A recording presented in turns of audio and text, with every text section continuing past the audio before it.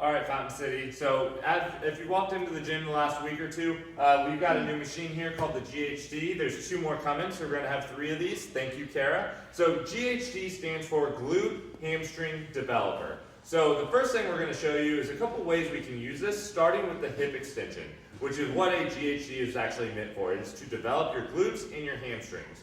So a hip extension is, we've got Coach Jeff here to demo for us. I'm actually going to have him do 2 or 3 just to show you the movement.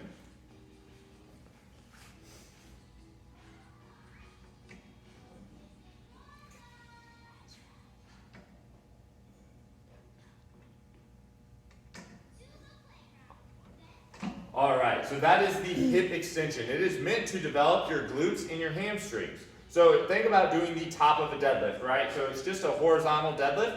We start here and we pull with our glutes and our hamstrings to stand up.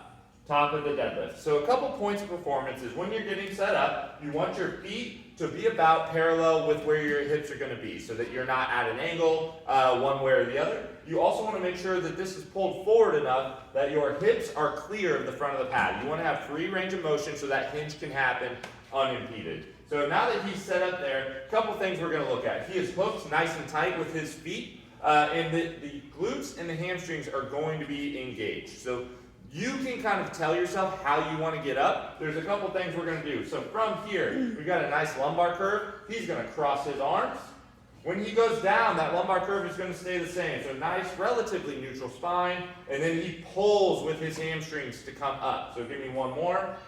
Neutral spine, pulling with the glutes and hamstrings. Okay, if you can pause real quick. Things that we are not looking for. 1, you do not need to overextend at the top. The other thing is you don't need to pull with your upper back, right? So it should be pulling your glutes to open up that hinge. It is not throwing that back up in order to carry it, because that's going to hurt your lower back. So he's going to show me a couple faults right here. The first one, he's going to start by pulling his upper back up. He's just throwing his body open. See how we lose that neutral spine? No good. Now he's going to give me 2 where he overextends at the top. And once again, you're going to see that natural S-curve go away once he passes parallel. So way overextended there at the top.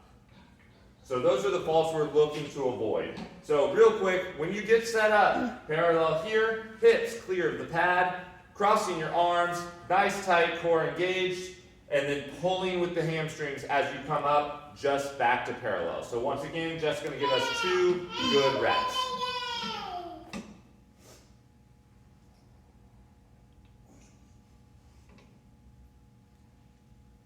All right. So that posterior chain, we take care of it all the time. Every time we're picking up a barbell, we talk about glutes and hams. So this is a good way to develop those if you're feeling weaknesses in those areas. Otherwise, ask a coach, how can we be beneficial for you? All right, thanks.